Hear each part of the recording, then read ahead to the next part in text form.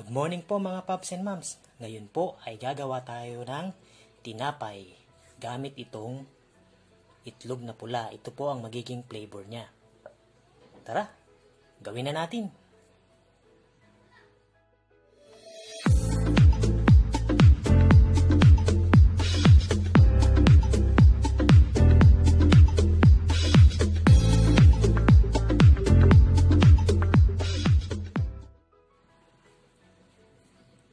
Una po, maglagay po tayo ng 1½ cup of all-purpose flour.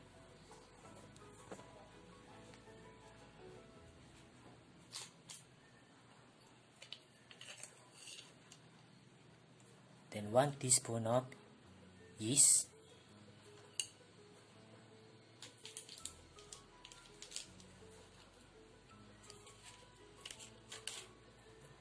One tablespoon of sugar.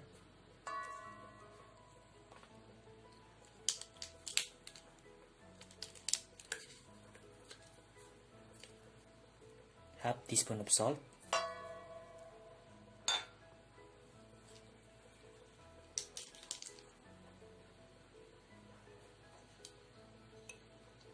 One tablespoon of oil. Vegetable oil or cooking oil. Pwede na po yun. Then, i-mix po natin para makombine yung ingredients niya.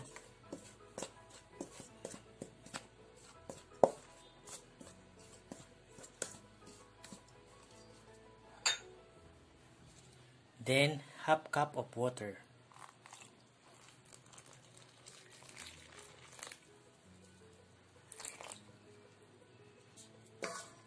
Mix lang po natin siya.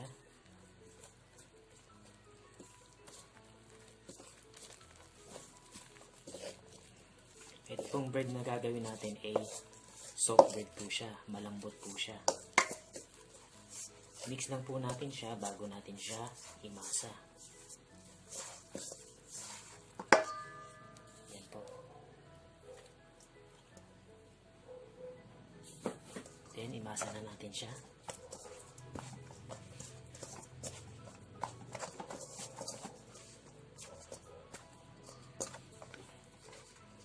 Ganyan po siya kalambot.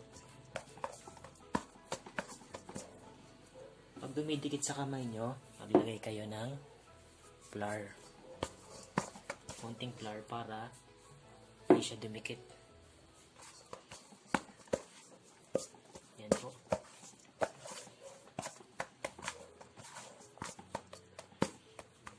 Paalsahin lang po natin siya ng 1 hour. And after 1 hour, imamasa na natin siya. And lalagyan na natin ng salted egg. Takpan lang po natin siya para paalsahin ng 1 hour. Ayan po, wait lang tayo ng 1 oras bago natin siya imasa. After 1 hour, ito na po ang ating dough. So, imamasa na natin siya bago natin ilagay sa pan. Press lang natin para lumabas yung hangin. Then, imasa na natin siya. Yan po. Imasa na natin siya. Yan. Ganyan lang pagmamasa. Once na dumidikit, lagay lang tayo ng konting flour.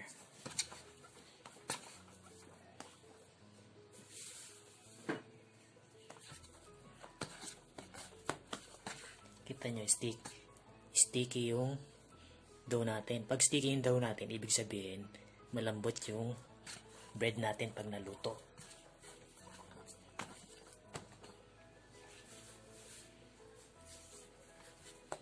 Ayan, ganyan lang po.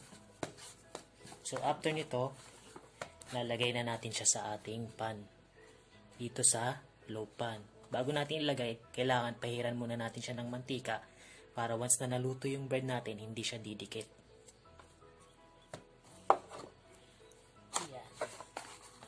Yan lang po. Cover ulit natin siya sa plastic. Then, hihintayin ulit natin siyang umalsa ng mga 30 minutes. Tsaka natin siya lalagyan ng toppings ng salted egg tsaka cheese. Antay ulit tayo ng 30 minutes. So after 30 minutes po, ito na po ang ating dough. Umalsa na po ulit siya. Ngayon naman, lalagyan na natin siya ng toppings. Ayan guys, lagyan muna natin siya ng ketchup sa ibabaw. Pahiran natin. Ayan.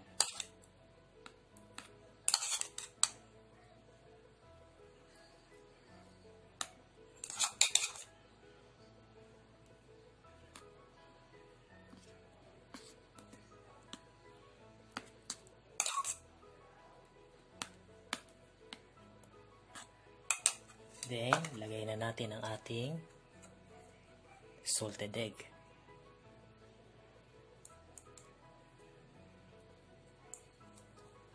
Kailangan mas marami, mas masarap.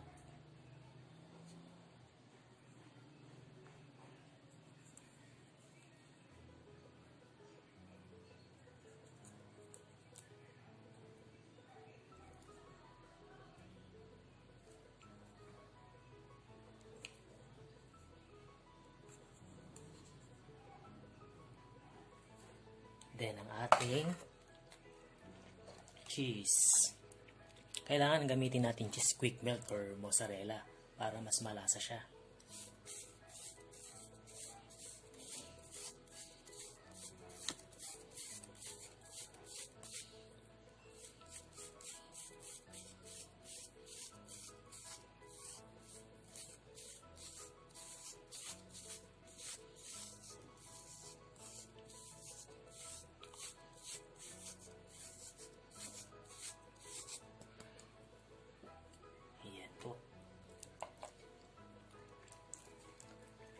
Ayan, pwede na natin siyang i-bake for 20 minutes. Painitin po muna natin ang ating oven bago natin isalang ang ating bread.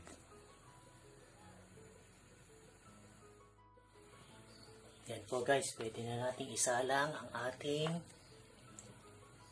bread. Yan. Hintay lang tayo ng 20 minutes bago siya maluto. Medyo sira na ito. Itong oven natin. Sira na kasi yung pinto eh. Kaya disabit na lang siya. Hintay lang po tayo ng 20 minutes mga paps and moms. Guys, check natin kung luto na yung ating tinapay.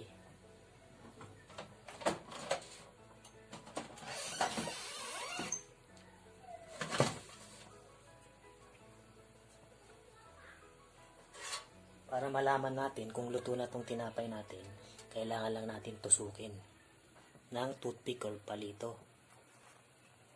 Once na walang dumikit, ayan, walang dumikit. Once walang dumikit na tinapay, ibig sabihin luto na siya. Ready na siya kainin.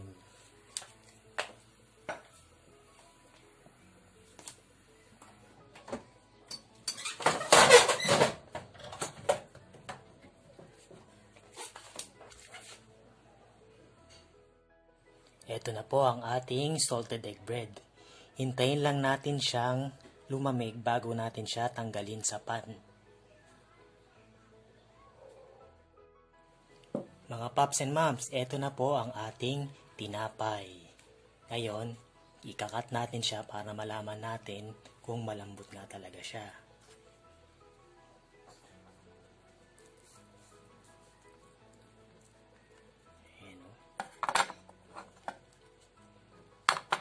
Ayan guys, oh. Kitang-kita nyo naman kung gaano siya kalambot. Ayan, oh. Para siyang puto sa lambot.